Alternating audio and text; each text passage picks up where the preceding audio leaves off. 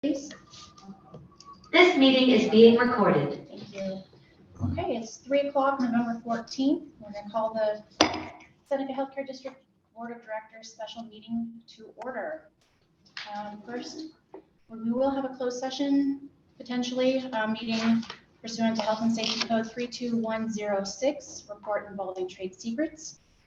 And members present, we have Dr. Walls, we have Ken, with myself, and joining us remotely, both Rich and Ryan. Let's go ahead and do the Pledge of Allegiance. I pledge allegiance to the flag of the United States of America and to the republic for which it stands, one nation, under God, indivisible, with liberty and justice for all. Thank you. Okay, so that brings us to our public comment period. We don't have anyone in here from the public. Is there anyone online who wishes to make any statement or ask a question? And Deborah, did we have any received? No, we did not. Oh, I'm sorry, Jerry. I just wanted to say I have no hands raised. Okay, all right.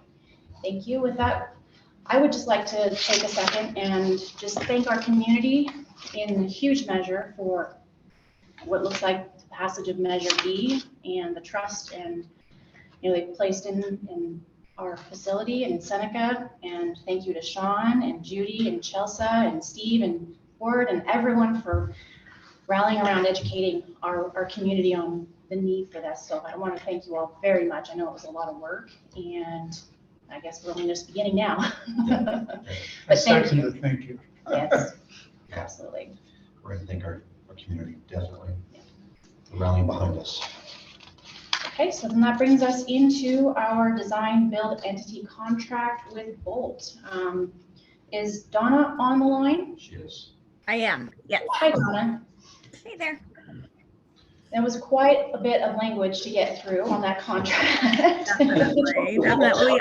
We also have Grant Orbach from BBK on the line, so he can answer any legal questions. Yeah, we're sorry. I know we wanted to get this to the board at least a week ahead of time, but Grant's review put us. I can tell that there was a lot of work put into it. Yes. Legal review, yes. Mhm. And from my perspective, I thought it was very well, very tightened up for us. So I think the only question that I had was around so I was curious if there was a reason for us not to have any sort of incentive for the delivery being on time or early, because I noticed that was specifically in there that there was nothing for that purpose, and I didn't know if there was a legal reason for that or what our thought was around it. Can you just elaborate a little bit on that? Donna, did you hear that question? I did, yes. I don't remember where it is. Did someone ask for some elaboration on Yes. the question first? Yes, Donna, I was just curious as to why we wouldn't incentivize the project being completed on time or early, because I noticed that was specifically called out in the contract as there being no monetary recognition for that. Right, so there is the penalty for not getting it complete on time, which is the liquidated damages at $15,000 a day.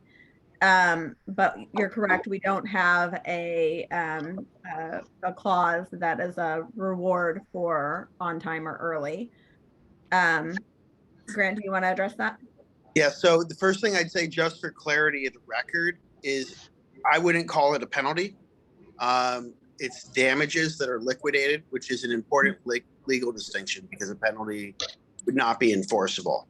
But what I would say with that said is that the contractor is incentivized to complete the project on time by the liquidated damages, but we don't reward them by finishing even earlier.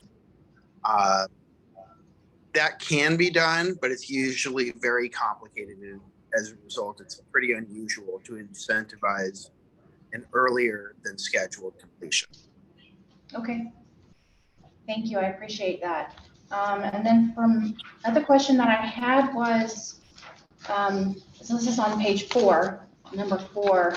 So the 1,093 calendar days from the commencement date and the notice to proceed with the commencement of the work. Now, is that 1,093 days from now as we move into this validation phase? Or Yeah. is that from after that validation phase is complete into the construction phase? That is from now. So it's from execution of contract to certificate of occupancy. Okay, so if we approve this contract today, is that also our notice to proceed with our first phase? Or do we need to do that as a separate item? Grant, can you address that? Do we need a separate document that is a notice to proceed?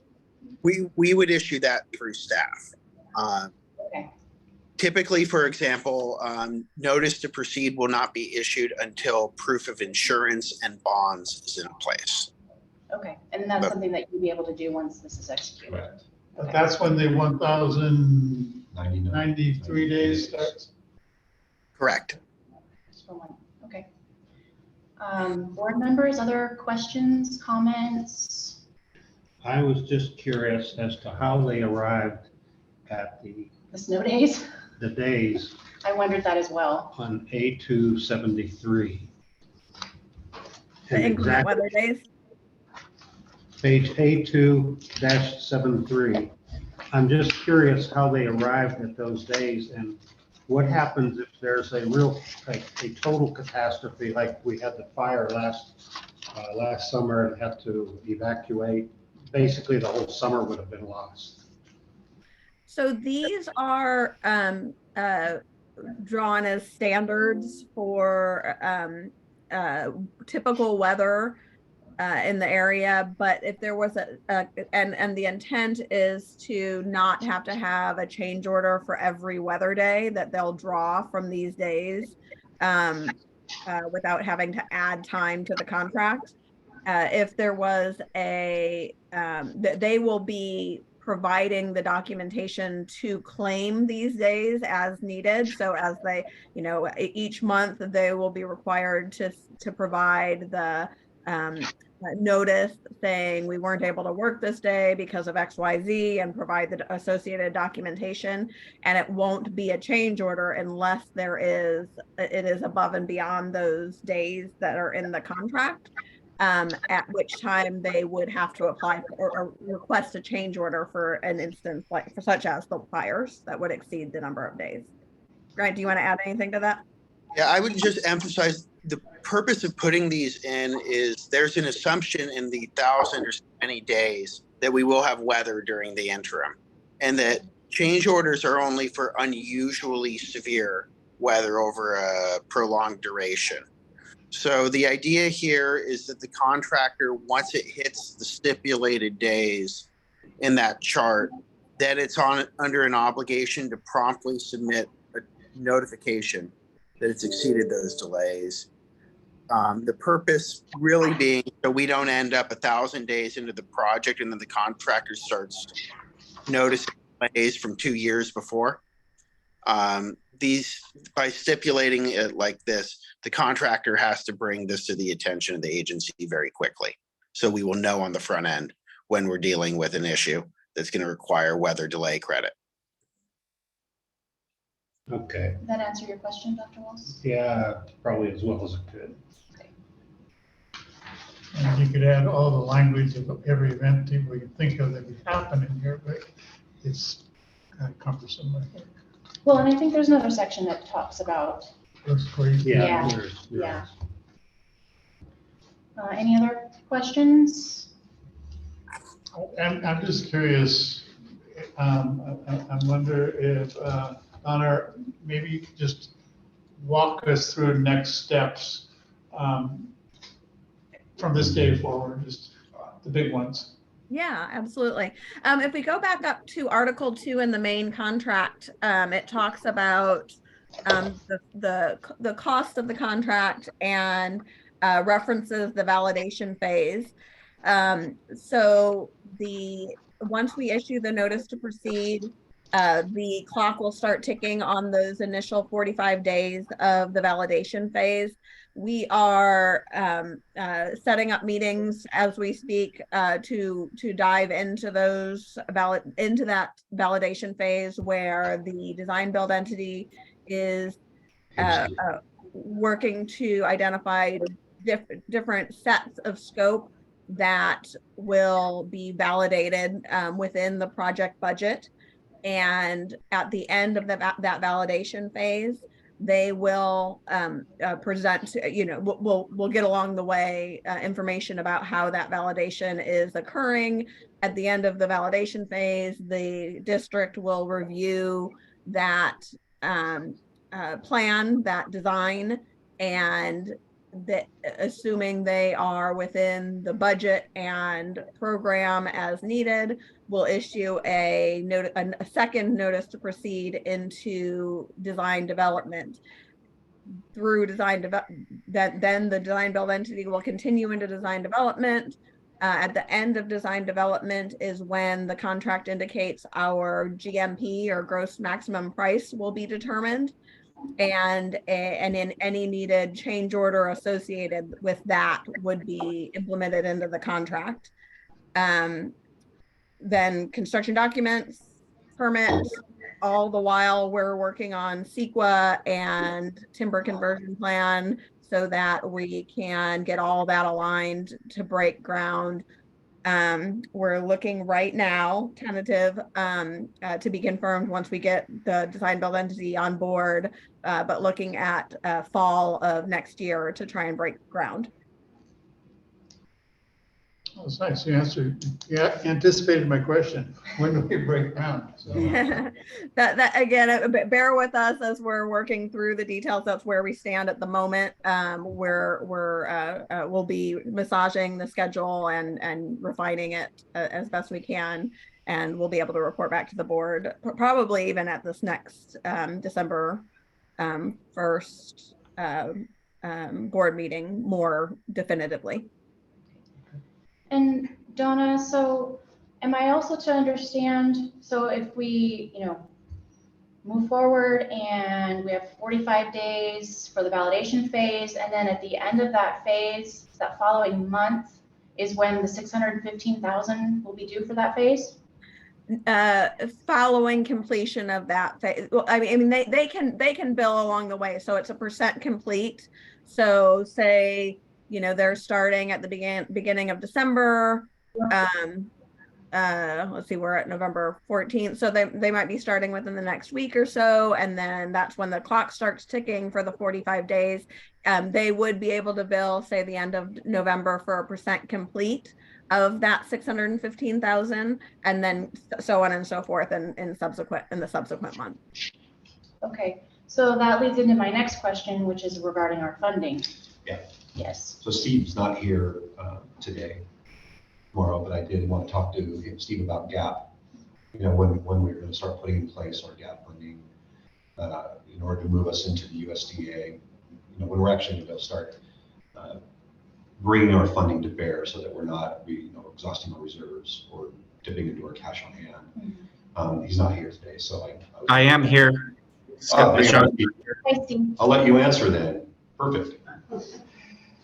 I wanted to hear your answer first, so I. You should have let him finish. Good. Now you can. Yeah, be gentle. Be gentle with me, Steve.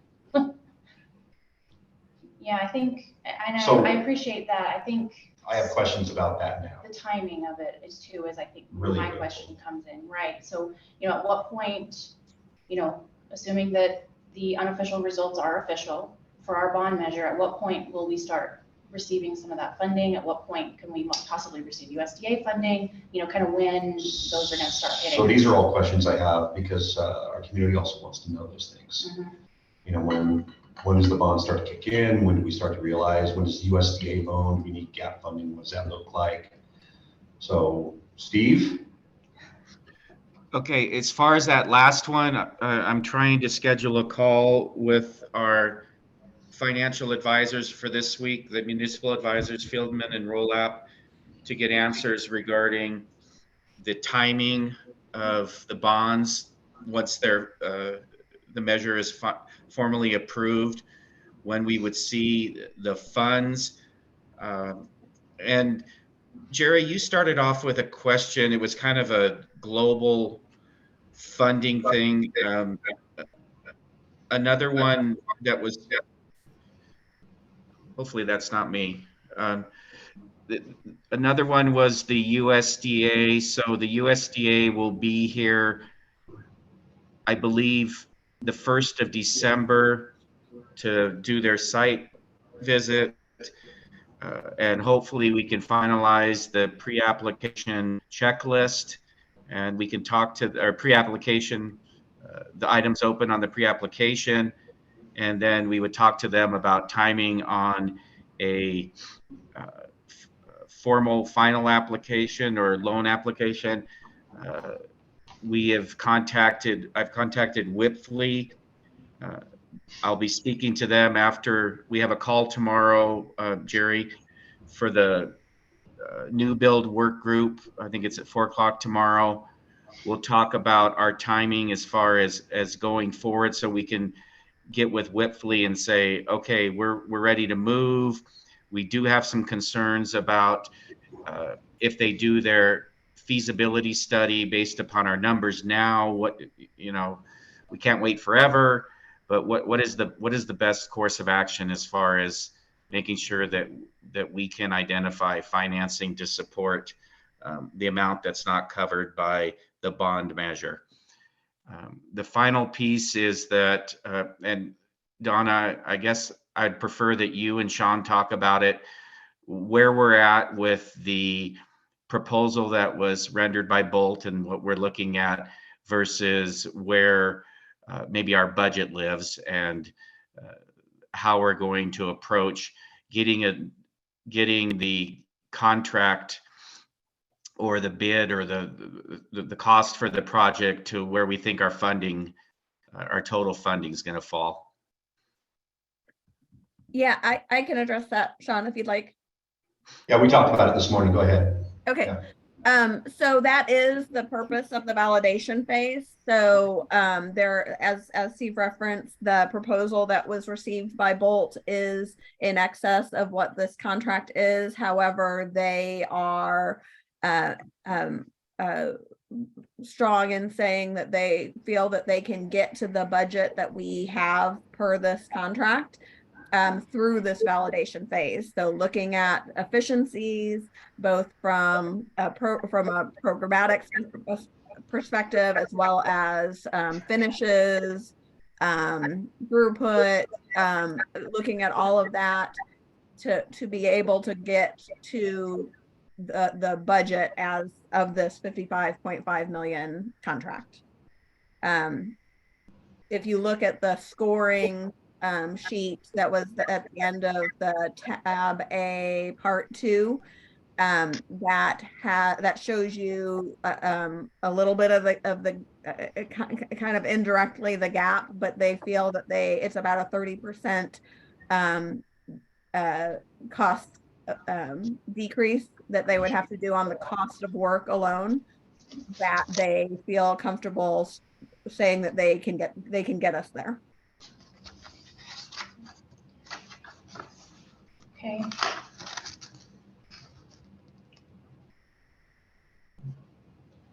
Yeah, I'm still trying to understand. We need to approve this contract and get moving forward on it. I'm just still trying to understand how we're going to pay for the first part of it. $615,000. The design phase, right? Right. So that's Steve, the question is The validation phase. the validation phase. So that's the question is, as we start to go into this validation phase in the next 45 days, do we intend to pay that out of reserves, or are we going to be looking at gap until the USDA comes forward all the way? No, not for this part of it. If you recall the budget that previously had been prepared by Donna, she showed that there would be a financial commitment, and there, not only for that aspect of it, but with the USDA, we have to have some of what they call owner's equity, if you will, that we'll have an investment in this project. And we've estimated that we will be putting forth over time something approximating $5 million. So the $615,000 that's being reflected for this agreement is totally within what we've budgeted for the project and clearly is available through our current cash reserves, if you will, that wouldn't put any stress on our ability to meet current operations. Thank you, Steve. That's exactly what I was hoping you would say. Okay. Any other questions? Ryan, Rich, do you guys have any questions? No, you've covered it all. Thank you. Anyone? Likewise, no questions on my end. Thank you. Either of you? Nathan? Nope. Okay. Well, then I would entertain a motion to approve this contract with Bolt. So moved. Oh, I think I just heard Ken say he moved it and Rich is seconding. Okay, So all in favor, Dr. Walls? Aye. Ryan? Aye. Rich? Aye. Ken? hi. And I'll vote aye. Thank you. Do we have a closed session to move into, or we do? Okay. All right. So with that, we will adjourn to our closed session. Thank you. This meeting is being recorded. Okay, our closed session is over. Our open session is back. We have no reportable action taken during our closed session. Our next regular board meeting will be December 1st at 3 p.m. here in the conference room. And with that, our meeting is adjourned. Thank you all. Thank you.